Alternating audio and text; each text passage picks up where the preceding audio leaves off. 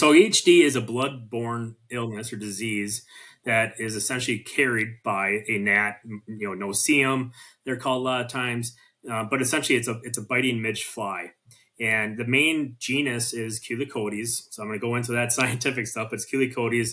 And what happens is there's a phase where these midges lay their eggs in two water holes, and typically they want to have very poor water quality. I'm just going to always pick on usually the Iowa cattle ponds. Those are just, to me, that's always the stereotypical EHD pond. But what they do is they go into a process where they lay their eggs there. When they hatch, the female midge, the female Culicodes midge, she needs to get blood to make the next wave of eggs. So she feeds on, obviously, the deer that are in the area. All right, guys. Welcome to the Deer Shop Podcast, presented by Siman Brothers Outdoors and the Leaky John Boat Company.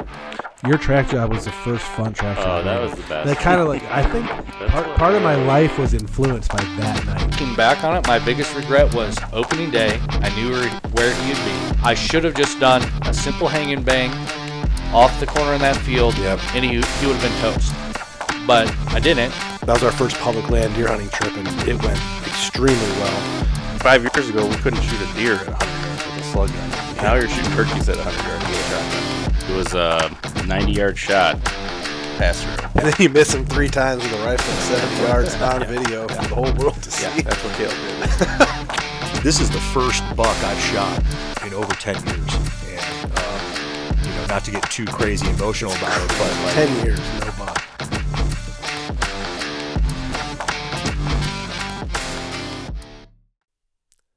All right, guys, Deer Shop Podcast, episode either 61 or 62. I'm not quite sure which one this one's going to be. We're recording in the studio today, and we have Zach Haas from Creek Bottom Land Management on the waveform. Zach, how are you doing? I'm doing good. Doing good. I wish I was hunting, but it's a little warm up here right now. Is your guys' season open right there right now? Yeah, we opened up a little over a week ago. Yep. Okay, so yours is a little earlier than ours. Ours opens up this Saturday, so we're actually not hunting yet. We're always the last Saturday in September. Yeah, here in Ohio. Gotcha. Yep. Yeah, it's always we're in a weird area in Wisconsin where I wish we opened a couple weeks earlier to maybe get some more velvet deer, but I guess I'll take it. Yeah, we done last couple of years we've gone down to Kentucky and done that thing down there, and it is fun. I like having another state where we can go do that, and it's not like our own state. I feel like it. If I was focusing only on velvet bucks, it would kind of like take away a little bit of the mystique here. But the velvet hunting is fun. Sure. It's fun. It's fun to do the velvet hunting. You guys can shoot 2 bucks in Wisconsin, right? Yes, we can get a bull buck and then a gun buck, and then actually, if you are in our CWD zone and your buck tests positive, you can get more buck tags. Really? So that's pretty unique in our southwest part of our state. Cool. We have 1 or 2 of those CWD zones that have started up, but I don't think they've done anything like that I don't think we can get extra tags or anything like that. Nope. The buck you kill in those zones is still your buck for the year. Yeah. So are you near I know Meat Eater was like pushing all that, and they had all the check stations. Are you near that area, kind of like the epicenter of CWD? No, I'm a little more east of that. The epicenter, it is pretty crazy down there. Like I just talked to a biologist down in that area, and they're reporting like 90% of the deer now are starting to test positive that come in. Wow. Pretty much in the nuts and bolts of where the CWD started. Where I am, I'm right near Lake Michigan, and they allegedly found one. Whether it was found or not, we don't know. But as far as I know, we don't have the issues up here yet. Have they? And I know things have kind of changed over the years when it comes to CWD. They said that the deer are okay to eat, and there's a lot of deer that you kill that don't even have any signs, symptoms. You would never even know that they had CWD. Correct. Yeah. The only time that they're saying that you really see the symptoms is the older deer. Unfortunately, the deer we're all pursuing, but when you're getting into those like 5+ year-old deer, that's when they're seeing some pretty devastating symptoms. But yeah, as far as I know, like the one guy I talked to down, it's Baraboo-ish area, but Southwest Wisconsin, they eat all the deer still, no issues. They haven't gone crazy yet. So right. just for my curiosity, I guess, the bigger deer or the older deer that start showing symptoms for CWD, what would that look like? Is that where they just start doing the wandering thing and they're kind of immune to human pressure? And those are like the videos you see where they're wandering around someone's yard or right on the side of the road or something. Okay. Yeah, like they're almost pretty much like a zombie, pretty much at that point. Yeah. Thankfully, we haven't had any of that near us. I know that there, like I said, there are a couple of counties where they've had some outbreaks. Up here, it seems it's always in proximity to the deer farm situation. I don't think they've had any wild cases or the cases that they couldn't trace back to, herd deer. So that's kind of good, I guess. But before we get and that's the same thing. Go ahead. No, go ahead. Yeah, like that's the same thing. We have kind of like the ones that have been found, it's deer farm related and around the rest of our state. The only area that their original epicenter started, that's the only area that they're routinely finding the deer, but it really hasn't spread too much out of that bubble. That's good. Yeah, I'm sure there's all kinds of like carcass laws in place and moving deer around and butchering laws and all that.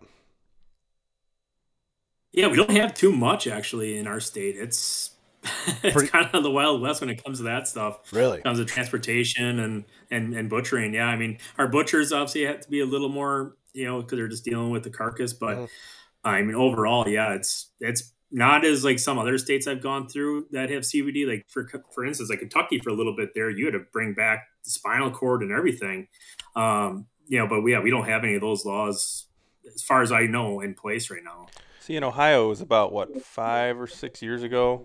They started implementing this law to where you couldn't bring back any part of the spinal cord, brain, anything like that. We can only bring back pretty much packaged meat. Right. If we kill a deer out of state, which kind of sucks for us because every year we're hunting 2 or 3 different states, and unless you go straight to a CWD processor, which unfortunately we process the majority of our own deer, when you're butchering as many as we are.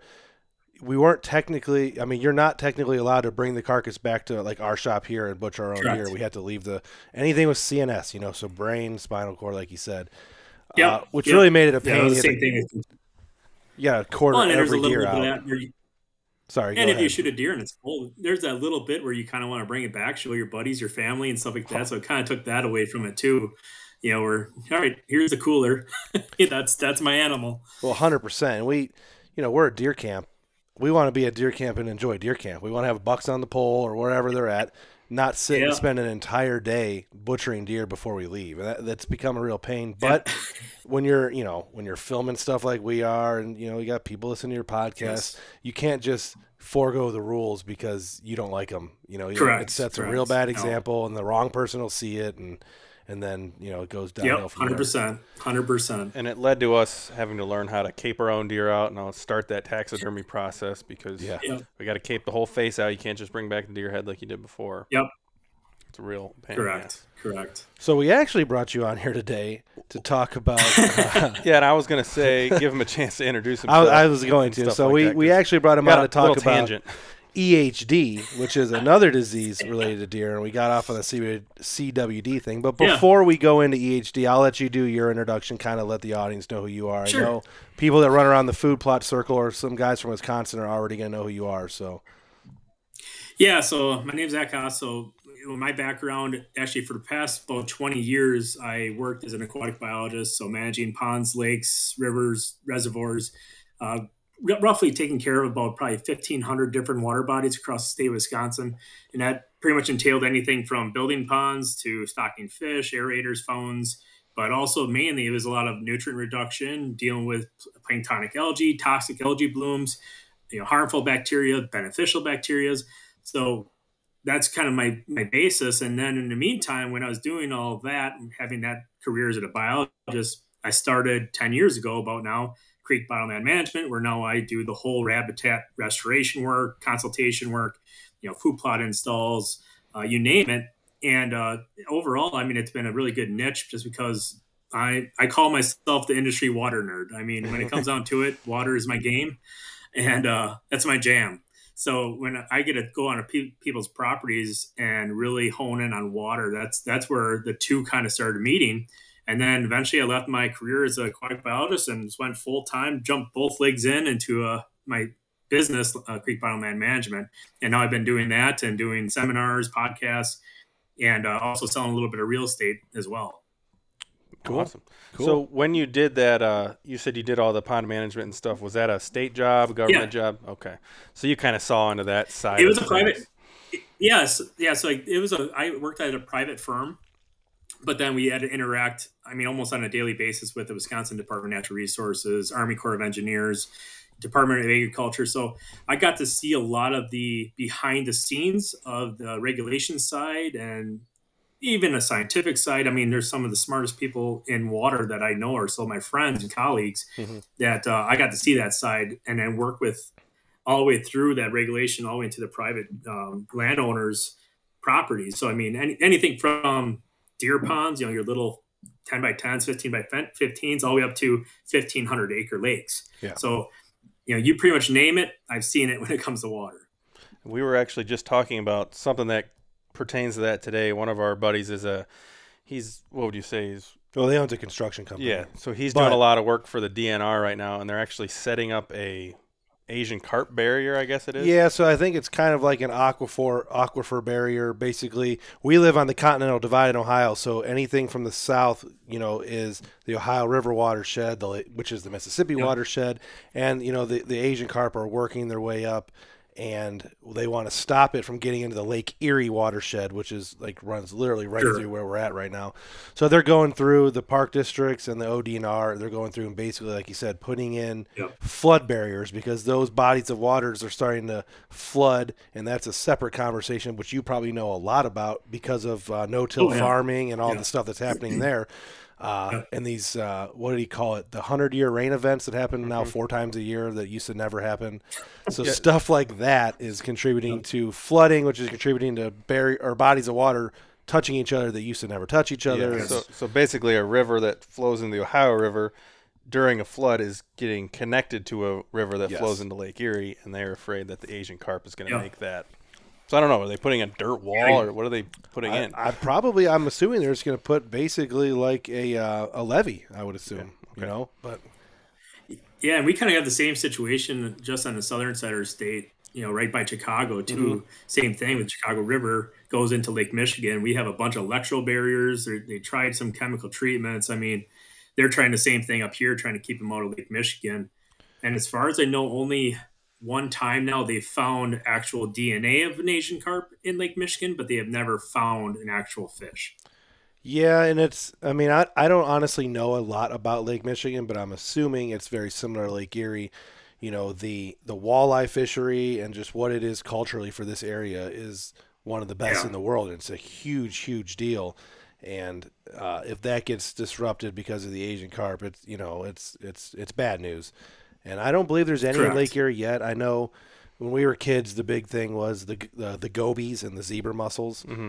That was when we were 90s, 80s, 90s. Those 2000s. have pretty much became naturalized at this point. So same thing with the common carp and all that. But yeah, unfortunately, humans are the worst, and here we are. But so yeah, that was another tangent that we got off on. But that's how podcasts normally go. So I was trying to think, Zach, how did we originally meet or get in touch with each other? I think just maybe social media or. Yeah, you and I, it goes way back. I want to say, because I used to have my television show, Hostile Hunting. Yes. And I used to do a trail cam contest, and that goes back when you guys had your 4th of July picture. So that goes way back to that picture, having that trail camera contest for I think I had it for 4 or 5 years, something like that. And that's how we got linked up way back then. That was, in the that was 2008 to 2011 kind of time frame. Yeah, somewhere in there. Yeah, that would definitely make sense.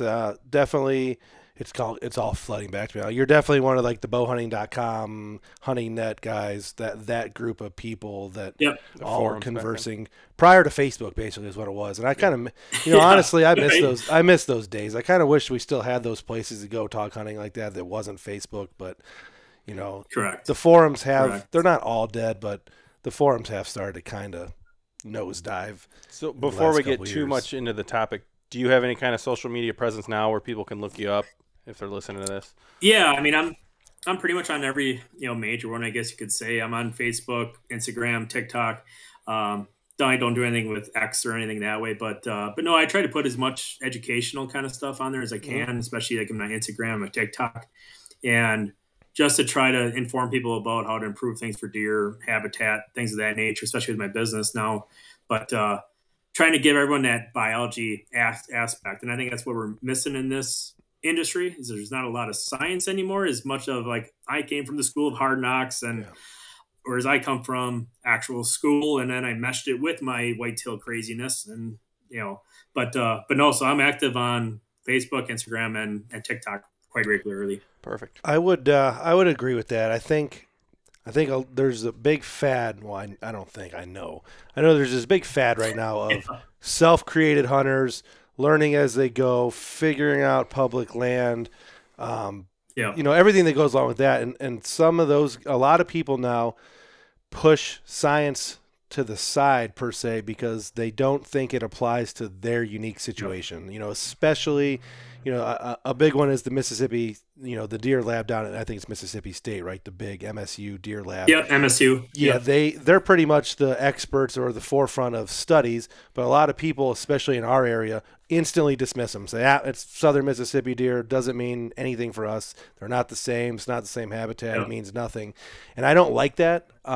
I still think deer are deer at the end of the day, regardless if they're just because they're in the South in some rolling Mississippi terrain doesn't make it any different than Ohio when it comes to the biology of the animal itself. Yeah, and it even goes kind of to our main topic we'll get into with EHD. Even when I dove into the whole EHD thing, so I'm like, okay, there's a better way to handle this than just us go like, oh, it hit us again. Oh no. Right. But that's where we're at right now. I actually, so like for myself, as an aquatic biologist, I'm going, okay, this is water based. This is in my zone now. So I was dealing with different professors from Colorado State, Wyoming State, Montana State. I mean, I was talking to all the different aquatic invertebrate professors and talking to people about aquatic insects and all this stuff. And I was trying to get, it got so deep into the wormhole. I was trying to get them to send me the midge live so I could do tests on it.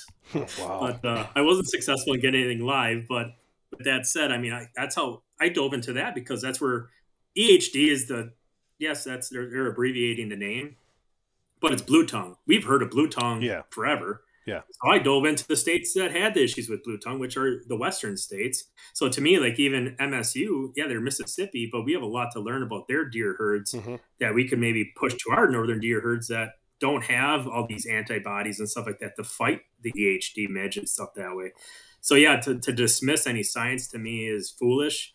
To me, let's take as much information as we can, work together, which us as deer hunters, we don't work very well together, as you guys know. No, it's all a competition. But let's work together. Oh, yeah. So let's work together and fix these issues instead of just seeing it. Like for you guys, dealing with EHD really for the first time, and it's going to get worse. I mean, the first time ever found was 1955 in New Jersey, and now it's just blew up into this giant epidemic year after year. Well, let's get ahead of it instead of just keep with this crazy train that we're following. Yeah, you're not wrong about a lot of hunters don't like to share info. A lot of hunters don't like to play nice together. We use the analogy around here. We're all friends when the velvet's on, but as soon as the velvet starts peeling, like some of my buddies even, we don't even really talk that much because, you're hunting the same deer, or you're hunting the same herd of deer, or you're hunting properties close to each other, and it's a rat race to get one of those mature bucks because there's not a lot of them. Yeah, and we live in a small town where our buddies and enemies are hunting within a mile of us, and our buck can be in their backyard, their buck can be in our backyard, and vice versa. But that's and it turns into their deer or your deer, and then they all have names. And, oh yeah. You know how that. And I'm goes. guilty of it too. So I guess that's a perfect segue. We'll go right into the EHD. That's kind of why we're going to be here today. I'm not even going to try to say what EHD stands for. Something erratic, hemorrhagic disease, or that was my best. That was my best attempt. Perfect. No, and that's why, like, a lot of times I tell people just say EHD or blue tongue. Right. Episodic and hemorrhagic. Yeah. Okay. Don't yeah, even need to go down to the. epizoic. They just try to make it more fancy. It's like when I was in college and they made us learn all the Latin names. Right. No need for it. Well, that's like, But for us being paramedics, there's the brand name and then there's a pharmacological name, and they're two different things, and you got to, it's, same thing. But it's actually worse in the scientific community, I'm sure. It's terrible. But what is EHD and why should we be afraid of it? So EHD is a blood-borne illness or disease that is essentially carried by a gnat, no-see-em, they're called a lot of times, but essentially it's a biting midge fly. And the main genus is Culicodes. So I'm going to go into that scientific stuff. It's Culicodes. And what happens is there's a phase where these midges lay their eggs in two water holes, and typically they want to have very poor water quality. I'm just going to always pick on usually the Iowa cattle ponds. Yeah. Those are just, to me, that's always the stereotypical EHD pond. But what they do is they go into a process where they lay their eggs there.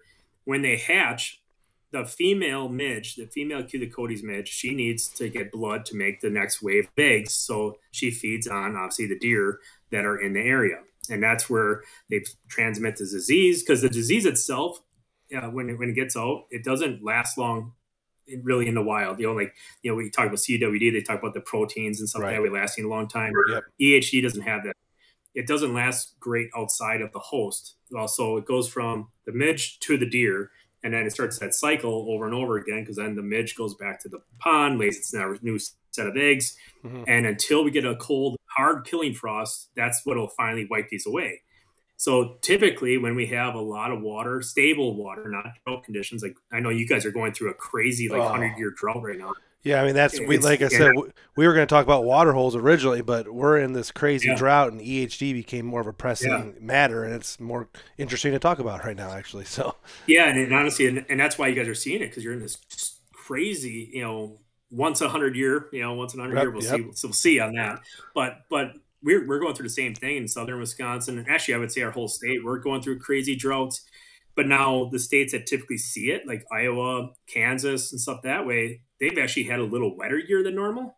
So they're not seeing as much prevalent issues. Same with Western states as well. But anyways, going to go back to this midge, it's actually very weak. So when it comes down to it, it wants this really poor water quality. It loves areas that have disturbed mud in the water. Everyone focuses on, and it's a big pet peeve of mine being a biologist, but everyone focuses on, there's mud around that pond. It's not just mud. It's not just the mud's issue. It never is. Okay. What the issue is a very destroyed ecosystem in that pond. So if you don't have any aquatic insects and aquatic invertebrates that are there for competition reasons, which will feed on that larva, you will have aquatic insects and inverts that'll feed on that larva and wipe it out. If you have poor water quality, you lose your aquatic inverts first, your macro and your micros, and then you'll lose your aquatic insects. Well, if they don't have competition, it's like anything, right? Any invasive species or anything, you think of even a coyote when they're let loose and they're killing everything. Kind of picture that be the same thing with these midges, is if there's nothing to control them, they run rampant. So these cattle ponds get brought up, and also, kind of going into them, the midge also is very salt tolerant. Very salt tolerant. What isn't salt tolerant are your aquatic insects and your aquatic invertebrates. Right. So when you have, let's say a cattle pond, for instance, I'll bring it up, is what are farmers doing a lot of times with their cattle? Well, they're providing a lot of minerals, salts, right, for health. Well, when a cow goes to that cattle pond and it urinates, a lot of those salts are going put into that water, killing that ecosystem. And now they're stomping around, they're crapping in it. Yep. They're making this just scoop hole that's beautiful for a midge. Now that's when you have the issue. Now, if you have a pond, like I design and build a lot of wildlife ponds, you go to mine, you'll see clear water. You're going to see aquatic plants around the whole edge. You're going to see frogs in there, tadpoles in there. There's aquatic insects. There's aquatic invertebrates. You have an ecosystem that now the Culicodes is fighting for its life. Well, if we can reduce how much that midge is prevalent in there, now you're reducing the potential issue with EHD. Not saying you can't fix the neighbors. I mean, maybe the neighbor has a 1,000 cow beef operation. You might not fix his, but you can fix your own. Yeah. And if your deer still have that quality water, they're going to go to yours. They're not stupid. I always say deer are smarter than we are. It's no different than a deer going to, knowing when a water source isn't good compared to one is good. Just like how cows and horses, they can detect usually when there's electricity or current in water, they won't drink. Mm-hmm. Animals are way smarter than we are. We're a stupid species. Yeah. When it comes out to it. We're lazy and simple.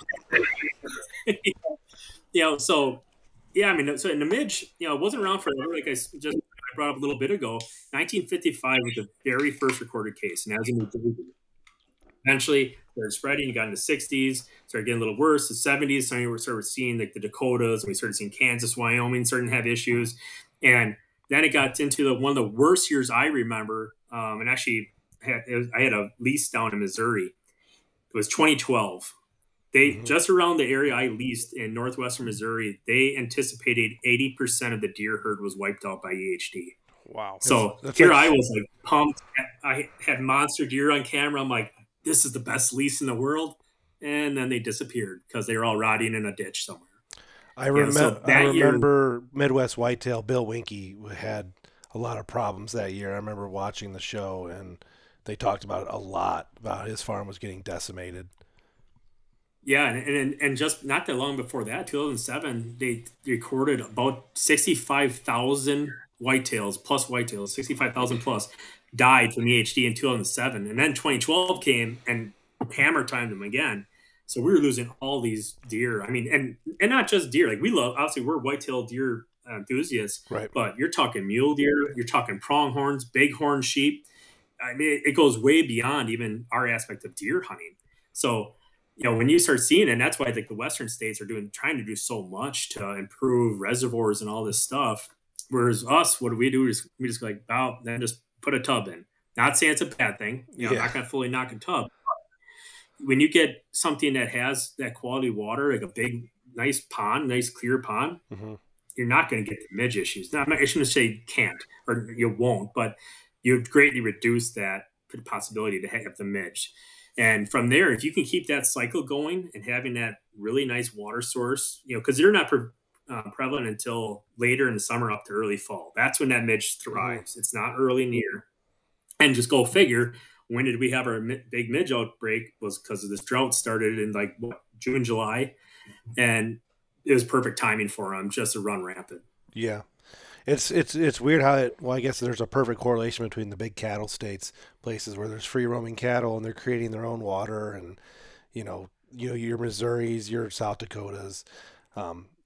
It's strange looking at Ohio's map. They have the EHD map that the ODNR has been putting out. It's around Columbus is the main body of the outbreak. But I'm assuming there's probably also more research being done around that area. I'm sure it's just as bad in some of the southeastern counties, but a lot more people finding those deer too. Right. In our county here, Medina, so we're in between Cleveland and Columbus. The only outbreak the ODNR is showing is on the far eastern side, which would be, and you're probably not as familiar with the area, but it'd be, for the local listeners, it'd be the Hinckley area. It'd be, east of Brunswick, east of Medina. It's kind of interesting because Hinckley Reservoir was drained last year. Yeah, and they're to rebuild the dam. They're in the process of rebuilding the dam, digging it out. I think they dammed up the river that went into it, or they redirected the river. So I don't know if that has something to do with it as well. Because they had a big, huge reservoir there for the last 100 years, and it was never a problem. But 1 year without the reservoir, major drought hits, all of a sudden they're having some issues, which is kind of I find that interesting. Yes, I don't know if they are draining, say, a giant reservoir. It's 80-some acres. If they're draining that and it's getting puddles of water, then those puddles of water are sitting stagnant. Is that something that the midges would be breeding in, or is that not exactly? Yeah, absolutely. No, there's puddle forming, and let's say that reservoir was hot, very so I'm going to use the term eutrophic. So eutrophic is the terminology used for an aging body of water. The more eutrophic it is, the more nutrient rich it is. So let's say this reservoir was super nutrient rich, and it flooded out and started making these puddles. It just made perfect midge conditions everywhere. Yeah, so now you have this.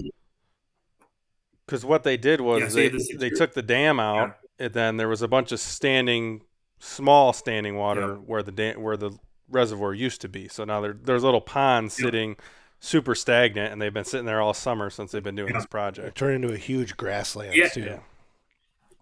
Yeah, and it makes sense too. I mean, if there's no really good aquatic plants anymore and all that stuff, it's just pretty much taking all that nutrients that just suck down into that muck, and that's just sitting there. And it's, to me, that sounds like a perfect midge breeding condition. I mean, it makes perfect sense. It's in the same area. It does.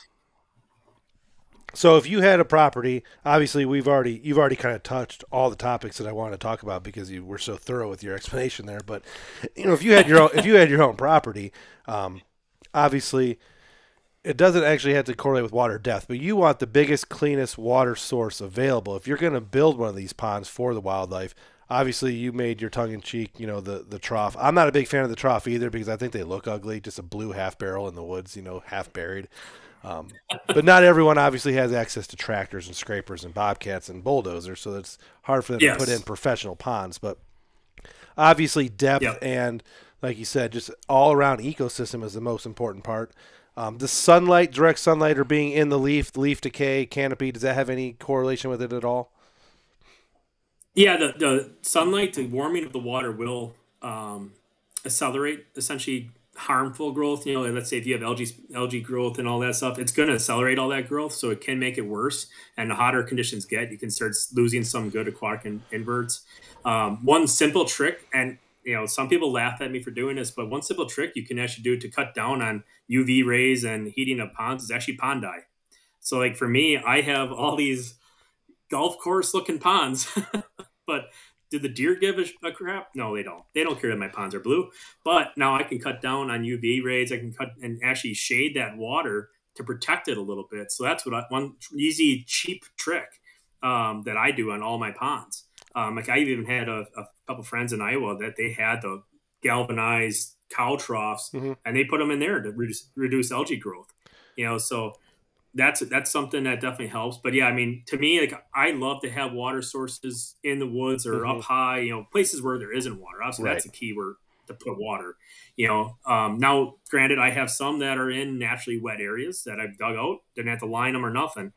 But the biggest thing end of the day is just securing that bank. So, like for me, if it's an open area, I always will seed it typically with like a clover chicory mix around the pond edge, just to help with any kind of soil erosion. But then if I'm doing like and then with those natural ponds, typically you'll get plants that'll find their way. You'll get sedges, rushes, let them grow. Like some guys will be like, I got to pull this out, and you're pulling all these plants out. Let that edge be wild. Let it grow. You can always take a weed whacker, and trim down some areas for the deer to drink out of. But let those plants, those are going to naturally take out the nutrients. They're going to actually make it healthier. Plus your frogs and things that will hide in those plants. And now, once again, you're building an ecosystem. Like I always compare a pond building to a aquarium, and I call it the aquarium effect. So when you have an aquarium tank, you fill it with water, and let's just say you're a little kid and you're all excited. You got the goldfish from the fair, and you just throw it in a tank. What's going to happen with that in a couple of weeks? It's going to be nasty. There's going to be no filtration. There's nothing going on. It's going to start growing crap and fuzzy, rocks, and something before you know that fish is dead. Well, now you start taking that same tank and you start putting some plants in there. You put filtration in there. You add all these different amenities, and suddenly that tank's staying a lot cleaner. Same thing goes with water. So the more plant life and stuff that you can add to the sides, the better. Now, I will say like one thing I do love on the market is there's the earth pond. That is something I can stand behind just because of how it's built.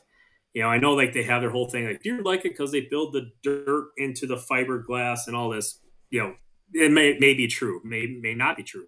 But what I love is how they have a slope to go into that base, and I think the biggest one holds 250 gallons. And those ones don't require a lot of equipment. You can set them around the ground and fill them up. And they're shallower, so deer can enter them and things that way. I just love what I love about ponds, be a line pond or a natural pond, is I have a nice slope where the deer can walk in. Typically what you'll find is a deer wants to go up to about its brisket and drink that way. And a lot of it deals with their vision. Obviously they have a lateral pupil. So when they bring their, so that to say this deer head, when that deer brings down and starts drinking, if it has a nosedive essentially in that water, it's throwing all its peripherals off. It can't see danger. Whereas if it can get in the water, and you probably guys have probably seen this in smaller ponds, deer will walk in that water and more lay their head down, and now they can deal with everything coming at them. So that's one reason why I like the ponds is that slope for them to go in there. But and kind of going back to talk about size too. Like I have some ponds that are 15 by 15, not big, by any means. Like I know a while back you guys built that one. Mhm. They don't have to be huge by any means. In fact, actually, you can get too big where some deer don't use it. Like I think Yeah. of all these fishing ponds I took care of, they didn't have deer, Right. other than maybe at night. Right. But daytime deer are going to go to those small water holes. Yeah, I actually increased the size of that one my original one that I built on our farm, and luckily that one, it hits all the boxes you said. We got tadpoles year round. There's blue herons every day walking through trying to eat. I got wood ducks landing in it. All the signs are good for that one. I actually put like a spillway pipe through it and created a second chamber on the south side of it, a little bit deeper but smaller, and it was more into the woods. That one is still taking a little while. I find it the first year I build those because they're all clay bottom. I'm using tractor scraper. It takes a while for the water to settle, the leaves to get in there, and it starts clearing the water up, just the natural filtration system. But that one's coming along good. But that first one we built, I'm very happy with the amount of wildlife that always use it. I got owl. It's kind of cool to watch the trail cameras. You got the owls will land in there and they'll fish for frogs, and the raccoons come every night, put their paws in the water, dig around for tadpoles. I've made a few more since then. I would call some successful, some not. I usually work on them in stages. The first, I guess, the version of them is usually the rough version. I see where the water goes. I see how much it fills up, where my wet spots are, my low spots. I go in there a second time once the ground gets saturated. You can kind of keep making them bigger and finish them out over a year or two. So that's kind of where I'm at with my other ones. I look for natural slope because we're not very wet here in Northeast Ohio. I mean, we have wet springs, but like you said, the summertime's pretty dry. I'm always looking for a slope in the woods, somewhere where I can kind of capture some of that rainwater. But I've never heard of the earth pond thing that you said. That's a above ground pond that you can buy that basically allows plant life to grow, I'm assuming. Yeah, so they have a bunch of different varieties of them. Because you probably have heard of earth blinds. So it's the same people that build these, and they have a bunch of different sizes. Like the megas, like I said, I think it's 250 gallons. But then they have some smaller ones. They even have one they made for mineral, and they don't have. They're not super deep. So if you want to dig them in, you can, which is to me preferable because then the deer can actually walk in and use it. But even if you leave it above the ground, it doesn't have a giant lip, so it's not like the deer had to jump on over, nothing that way. Yeah. But to me, like, let's say if I had a hunting lease, I would be using those because at least then you can pull it out. Whereas you ain't pulling out a line pond. It's just not happening. No. So it's pretty much like a water trough that looks a little bit more natural. Is that what? Correct. Yeah. And instead of having those, you don't put it this way, you don't have to worry about the stick. Like I always call the old tubs that you need the stick from, I call those the Sturgis ponds. Because to me, it's, if you had to put a stick in there to hope a mouse gets out, it's not a good pond. Yeah. That's so good. To me, I want my... Yeah, I know exactly what you're talking about too. Yep. I always worry about that. And I've seen them on consults where I go and I'm like, if that stick gets out of there, you're dealing with the grossest pond in the world. Because if you have a dead mouse in it, game over. And I can't imagine. Not drinking out. Right. I can't imagine, for a deer, that's just going to attract all the wrong stuff anyways. And, it's just going to be bad all around. Yeah, we've never done the bury a trough or bury a barrel or none of that. I mean, luckily, for pond building, luckily we have pretty good clay soil. For food plot, it's the opposite. But I was going to ask. So we're kind of like the farm pond, residential bass pond capital of the world here. Every house has a pond. Yeah.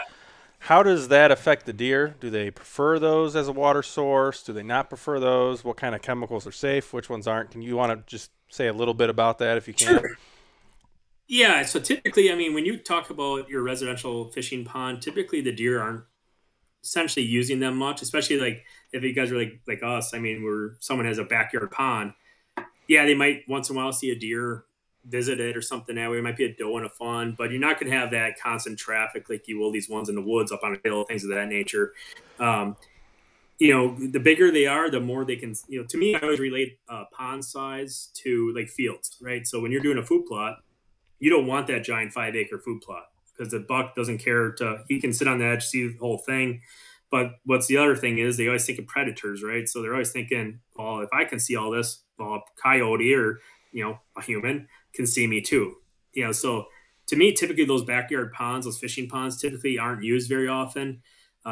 Also, even the ones that, let's say, are on the back 40, like we have a lot of those, and I'm sure you guys do too, where it's like, oh yeah, you go over the hill and there's the half-acre fishing pond, where there's 5-pound bass, and those ones typically are overgrown. So deer typically also don't like to just bury through things. They don't want to just go through a 10-foot tall, cattail wall to come out this big open pond. It freaks them out. Yeah.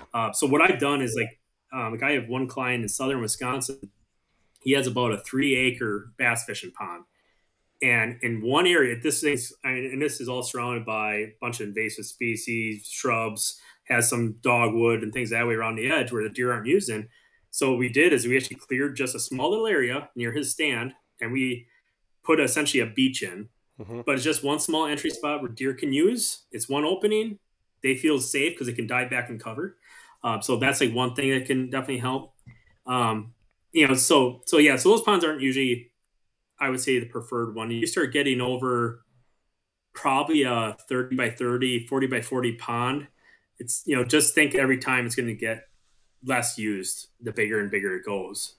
Okay. And, when it comes to like even chemicals, that's a great question because I got asked that a lot is, there's obviously a lot of ways to treat these ponds. There's different algicides, herbicides, all these different pesticides. And, what I will say is in all my years doing this, and I've sprayed enough that I probably should have a third arm growing on me.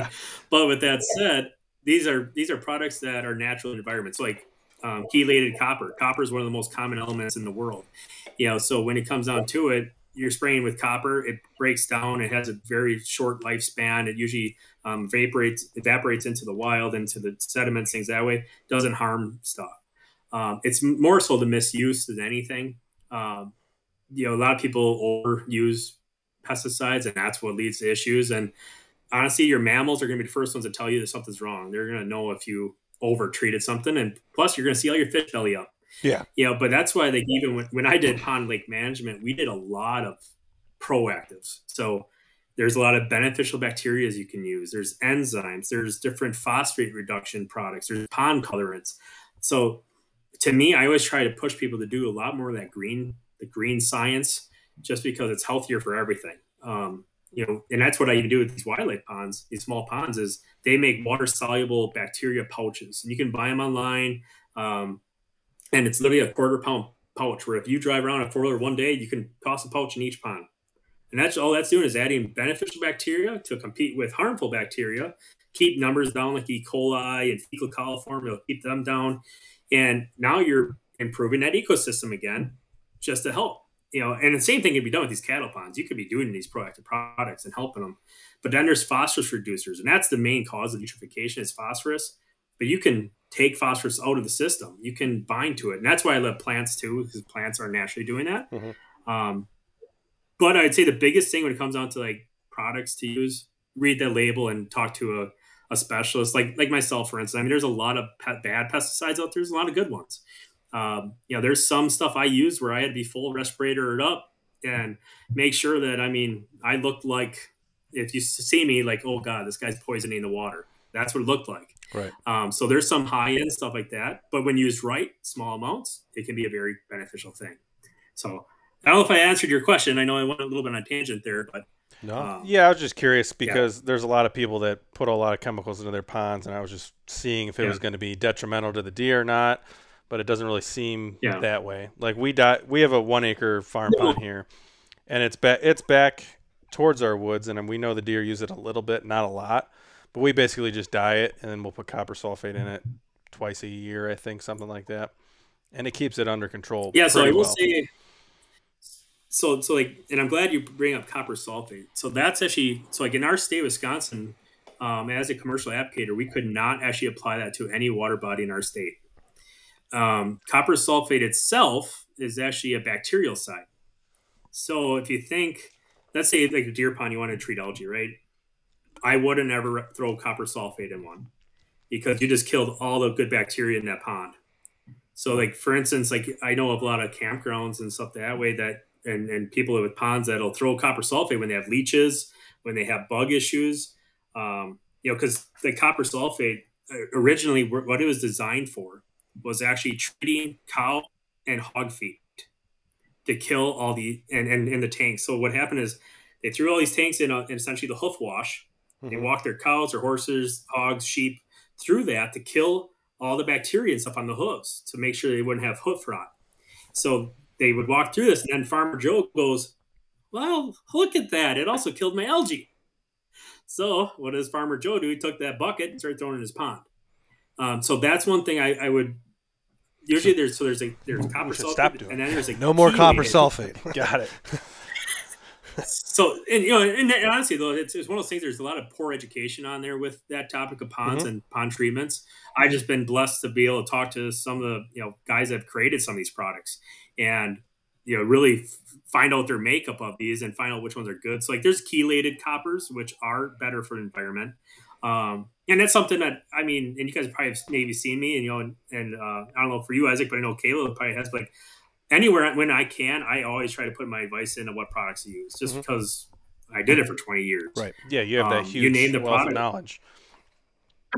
Correct. And it's honestly the amount of times I've gone in someone's garage when I did a consult and they're like, and here's my products. And I'd be like, oh my God, they sell these to the average guy.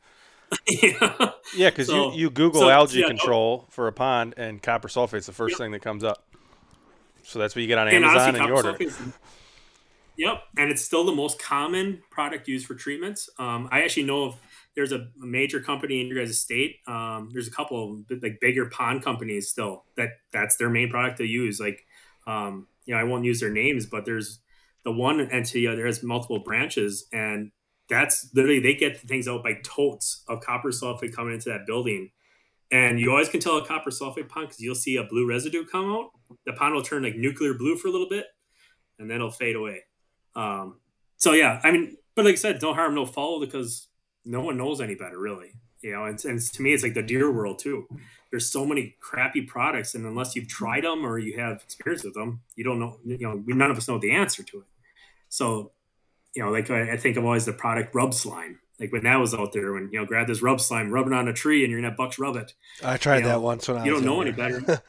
See, yeah, or like what was the other? I mean, it was like I bought those too, and they were it's funny because when you're an impressionable younger kid, I was like 15, 16 years old. You got $100 in your pocket, and you go to Walmart, and oh my gosh, rub line slime and deer cane. And deer cane, rub line slime, and then the little scrape pellets. Like they look like deer shit. You put them in the scrape, the deer are gonna come. And looking back, obviously none of that stuff worked at all, but they did their marketing. They made a cool green bottle, and it looked like something that someone would want to buy when you don't know any better. Yep. And I have one more. Oh, go ahead. Yeah. I have a different question after this pond stuff. No, but honestly, like that's what it comes. Same thing with water. I mean, in products out there, there's a lot of bad products out there. So even when I talk about all the good ones, the beneficial products, these green products, I know of the ones that are snake oil, and I know the ones that actually work. So I advise like any of your listeners that are really interested, just message me or reach out to you guys, and I can give an answer. I mean, to me, I'd rather give my advice of, I love this one or I hated this one. The more information I can get on that, the better.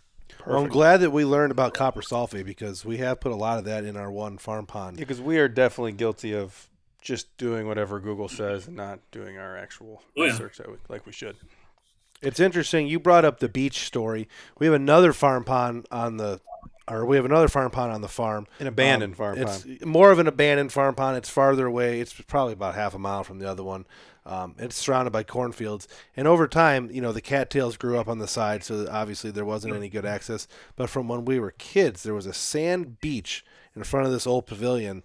And, over the years, I noticed so many deer tracks in that sand beach. So I started putting a trail camera on it probably 4, 5, 6 years ago now, because I think it's actually grown. The beach itself has grown over too. But when that sand was still exposed, the amount of bucks that would come in that water and drink just on the sandy part alone, and then I had bucks fighting, I had fawns in the water. Like the sand was an attractive spot for them to enter and exit that pond where they weren't getting, like you said, chest high through cattails or small willow trees or any of that other stuff that's on the side of the pond. Well, and even think like if, when you walk through a swamp, marsh, river bottom or a pond that's mucky. I mean, you get in there and so you're like, oh crap, my foot's stuck, and you're, trying to yank yourself out. Same thing with the deer. If they're going in there, they want easy escape. To me, and it's obviously not that I've proven it or anything that way, but when I look at these sandy areas and I try to do as many ponds with sand and gravel as I can, but to me, it's a firm base that they can get out and in quick. Right. So I think that's why it's so attractive to them. Yeah, I've definitely seen it. Yeah. All right. My question goes back to EHD. Just give a little rundown on how the deer transmits or gets the disease, if they can transmit to one of another, then what to look for, like what symptoms are these deer showing, how long does it last, like how long is the half-life, how long till they get it till they die, so on and so forth, just so people know what to look for. Yeah, so the deer are going to get EHD essentially when they're drinking out of these poor water quality sources. They're going to be drinking near them, either their face is close to the water. When that midge hatches, it becomes a actually flight species. It's going to bite them, especially only the female of the midge. It's going to bite the deer essentially to get blood. That's when the transmission happens. Same like as a tick would spread Lyme disease. It puts the disease essentially in the animal, starts going in there. Typically within 3 to 5 days, the first symptoms are going to appear. So it's a quick process. So it's going to start having almost look depressed, like just kind of be sauntering around. It's not feeling great. Start to get some swelling in the face, the neck, and a few days after that, you're going to start seeing they're going to start getting dehydrated, and they're going to start running a fever. And that's typically anywhere from after that 5 days up to 10 to 15 days. And when that fever strikes, it's essentially already fully through their system, all the way through their blood system. The disease is in full scale. So typically, I mean, from bite to fatality, you're talking only 2 to 3 weeks. It's a very short window. It's not like some of these other diseases that take months to years. This is something that when it gets bit, it circulates through, that deer's already done for. So what you're going to see too is they're going to start, kind of same like CWD, but they'll start wandering. They'll do circles because they're getting delirious. Imagine, when you had, when we were younger and you had a fever, I mean, you feel like crap and you're kind of like, your head's really just, clustered and you can't think straight. Same with the deer, but it's ultimately because of that fever and that dehydration. They're going to start seeking out water. And that's why everyone's finding them dead in water. They're trying to cool off and they're trying to drink water because they're dehydrated. So that's why you're always going to find them by ponds, reservoirs, rivers, lakes, you name it. And that's essentially when it's already fatal when they're in that water. So it's a stupid, quick process. I mean, it's unfortunate. Now, deer can survive. It is proven. And a lot of times the way to tell is if you ever shoot a deer and it has actually deformed hooves, typically that's an EHD survivor. Yeah, so you'll see where like almost. Sorry, go. I'll let you finish real quick. Yeah, go ahead. No, I'll let you finish. Yeah, so like it's almost like it's kind of like if you broke a nail or something like that, or you kind of let's say hit your nail on something and where it kind of breaks and you start seeing that white line. It's almost the same kind of thing in a deer. I-6 gallon. Yeah, I smashed my finger a couple weeks ago. Yeah, so it's kind of like that, and then it starts regrowing again. So that's one thing, but southern deer tend to have a lot more antibodies towards EHD, so you'll have a high survival rate down in southern states. Our Midwestern deer have very low to no antibodies when it comes to EHD. Now they talked about, and that's why when they say like, oh, you should bring down northern deer to get bigger antlers and all this in the south, that's why it's always been a bad idea, because our deer don't have the antibodies and they can't deal with all these vectors and diseases that the southern deer can. So yeah, I think there's a lot of research that could be done, and I don't know why in a way they're dragging their feet on it. But getting some of these deer and actually giving them EHD and trying to figure out antibodies. And, I'm a big proponent of mineral. There's some guys that are against it. Some guys are for it. It's also one of those things that in these studies they're finding the healthier the deer, the more of ability they have to fight EHD. So to me, it's no different than any of us taking daily vitamins, right? Right. If you take daily vitamins, you're trying to restore body functions.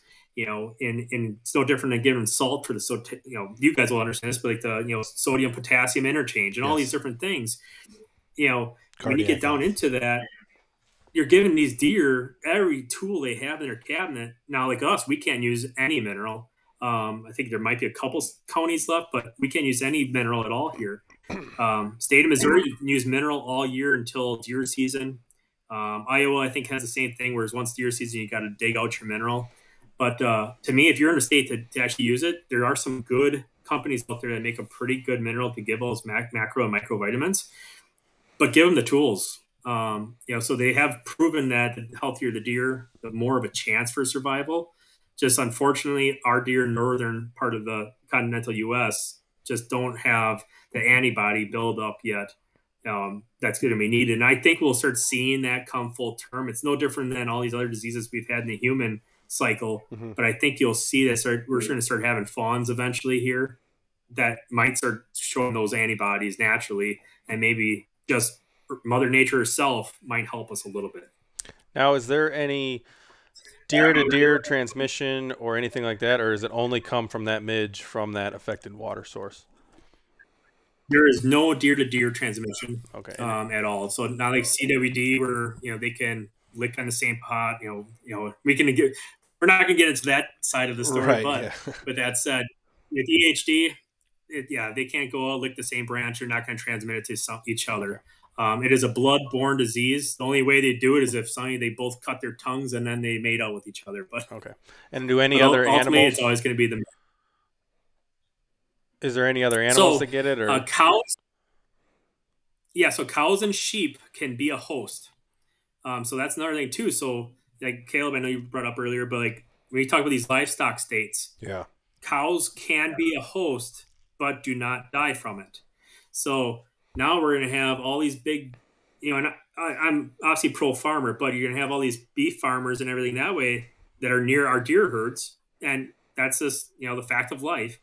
But if all these cows have it, and then they're drinking all that cattle pond, feeding those midges, and now they're duplicating and reproducing and all this, it's just going to accelerate that. But yeah, no deer to deer. That's good. We had a deer that we butchered in our shop 2 years ago. Our buddy Tyler shot it on a deer drive. And I don't know if it's exactly what you were explaining, but all four of his hooves were like brittle and almost hollow. Like the bottom sides of his hooves had holes and were like basically, for lack of a better term, they were hollow. It wasn't a full hoof. Bent out a little bit. And when he was shot on the deer drive, the guy who shot him actually commented that he thought that the deer was wounded. It was probably a 3.5-year-old buck, probably scored about 100 inches. It wasn't exactly what he was looking for, but you're on a deer drive. This buck comes through appearing wounded. It was probably Saturday at gun season. So you're thinking he's already half Swiss cheese probably. So he put the deer down, and then when we got up to him, he had no other wounds besides the one, no other body wounds besides the bullet hole from Tyler. But his hooves were all messed up. And we looked into a little bit, and they, the internet obviously says, this and that and the other. We weren't exactly sure. We never got the deer tested for anything, obviously, and we ate and it could have definitely been EHD survival. Yeah, I mean, it easily could have, because essentially what it is they're regrowing their new hoof, essentially. Yeah, like a sheath almost, Yep, correct. Yeah, so it easily could have been. And the only way to really know if they're an EHD survivor is essentially they'll do a blood draw and look for those antibodies to see if those antibodies are present. Just like, you would with a lot of, human diseases where you look to see if the antibodies are present. Now, in the situation where you eat one that's actively sick, possibly with EHD, is there any risks for humans? There's no, obviously not for the EHD, but is there any problems there with that? No, I mean, as far as what I've seen and what I've talked to some of these professors, there's no known negative effect from eating any of these deer if one does have EHD. I mean, most likely if they have EHD, you wouldn't have even got the shot opportunity because your season hasn't opened yet. Right. Some poachers might have eaten them through the years, but us law-abiding citizens, for us, for the most part, the deer are dead before season already. But as far as all the research I've done, I haven't seen anything related to human health or things that way so far. That's good. Have they? And I know you said that there has not been a lot of research being done on like the antibodies and stuff. there hasn't been anyone that's doing anything on like supplements or some type of medicine that you can give out for the deer, orally to help combat this kind of thing. We're not obviously there yet in the scientific, because we do search. have people giving dewormer to the deer. So yeah, have you ever heard of that out by you? Yeah, I mean, and there's actually natural ways to do dewormer. Actually, adding hydrogen peroxide to water, that is a natural deworming process. They do that for cattle too.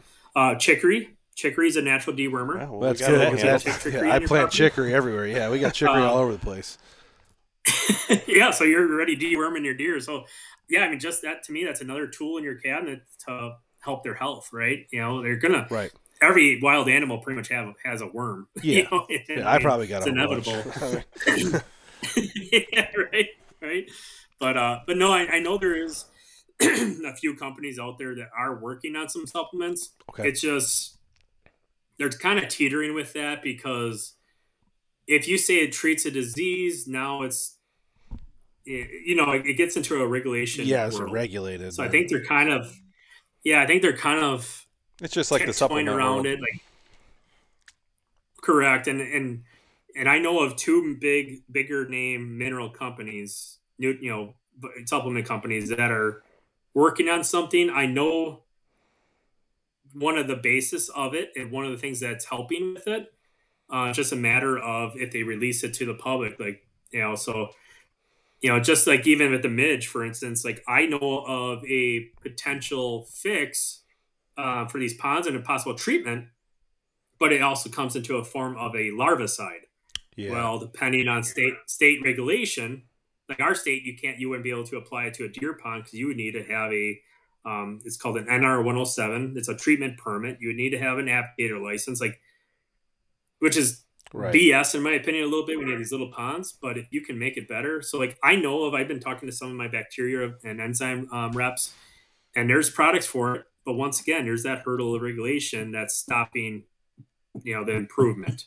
Not saying we need regulation, but let's try it. Let's take captive deer. Let's have, control study A, and then here's our test study B, and let's test the crap.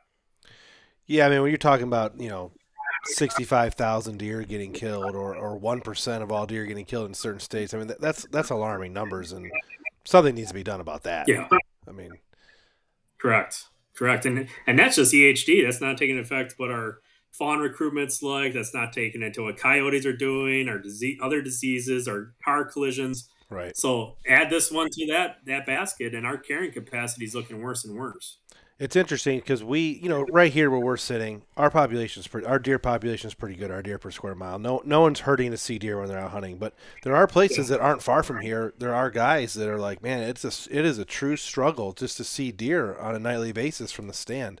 So it's very area dependent, but anything we can do to get the population more where we need it, Yes, I'd be on board with that. Yeah, I understand the regulation thing. You don't want a bunch of guys, reading about a chemical or like you said, the anti-larval stuff and just willy-nilly throwing it into bodies of water that are near where they're hunting. That there's obviously there will be a downside to that as well. There's natural bugs and that kind of thing that do need to thrive. But if we can get education and have people take a little course, then that would kind of be a different story. Right.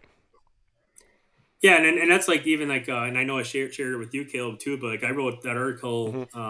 It's called EHD Issues in Aquatic Solutions. I wrote that back in 2016. Kind of as one of my own personal things where I'm like, I got to get this information out to the hunting industry, because a lot of people didn't realize there's the aquatic side of it. And so I always wanted to. I wrote that article with my biology background, and that was after talking to these professors. And I'm like, at least if we can do stuff like that and get that message out and get the word out, like, hey guys, we can do more as a hunter, as a landowner, as a leaser. There's more we can do on a small scale to at least help make those tiny steps forward, rather than just waiting for a big entity to make our solution. I actually sent your article out to a few people just to basically say, if you have any questions you want me to bring up, or we got this guy coming on in a couple of weeks, one of our podcasts is going to be about this, because people, there's guys in our hunting groups that are starting to see Yeah. the negative side of this. No one directly affected yet in our immediate group. Like I said, we haven't really found any deer yet right here in our township, but it's not far away. And, we did actually get our first 2 days of rain in about a month. The last 2 days, it's rained pretty good here. So we're happy about that. It's going to fill up some of these puddles, but I know there's not a frost advisory in effect anywhere near here anytime soon. It's still really warm down here in Ohio. Temperatures are 70s and 80s, so we got about a month before we have to start worrying about any of that, unfortunately. Yeah.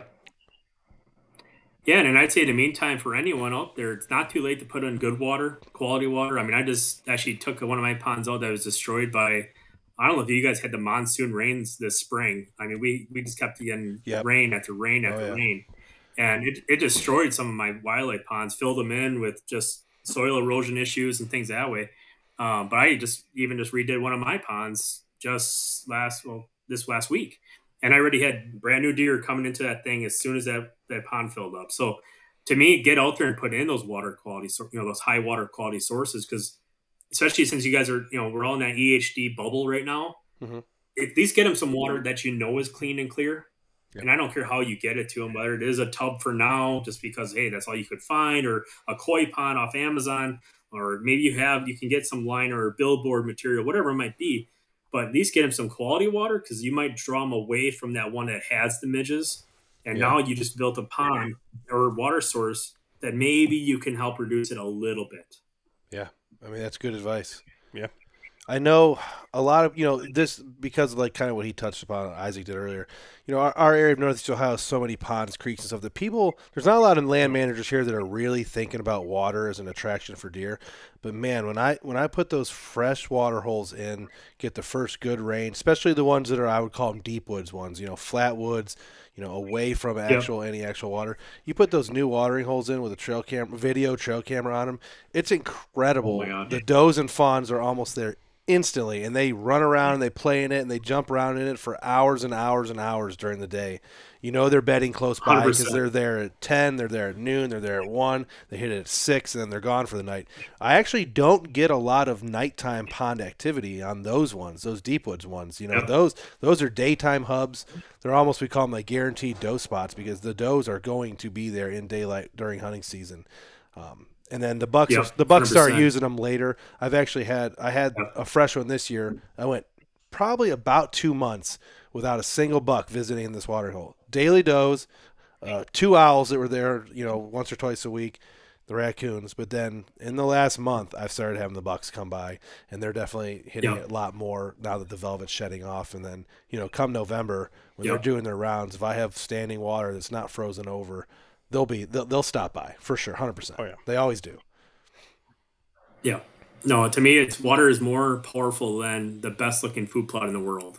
I've killed deer where I pulled them out of a marsh to drink out of a pond.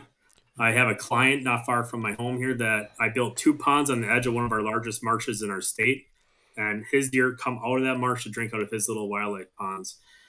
You put water on your property, especially in dry regions. Mm-hmm. Oh my goodness. And there too, you guys, obviously you guys went through the same drought we kind of did. If you have the means to give them water, you're holding that deer now, because all the plant life is struggling because it's drying up. It doesn't have the water. But if you have now the water for that deer, they need 1 to 1.5 gallons of water a day. And if they can't get it from their plants, they need it from somewhere. And if you don't have the quality water and your neighbor does, you just lost that buck. Yeah, so, it's kind of incredible. Like the good weather years where there is a lot of rain, it's actually, your water holes look really good, but they don't get as much use in the summertime, because if you got green beans and lush vegetation, they're not using the water as much. But as soon as those beans turn and that corn starts getting brown, my watering holes skyrocket. It's awesome. Acorn drop season, you have a watering hole close by. I mean, it's good. You're going to run the batteries out on your trail camera, no problem. Yep. It's a good problem. yeah, definitely a good problem.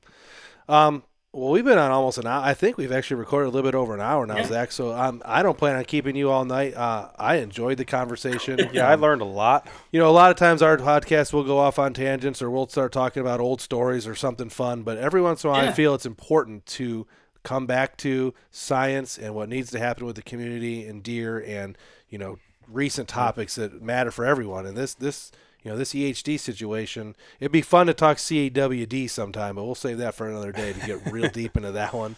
But this EHD is something that we can do something about a little bit. We can try our best to do something about it, and I enjoyed it. Yeah.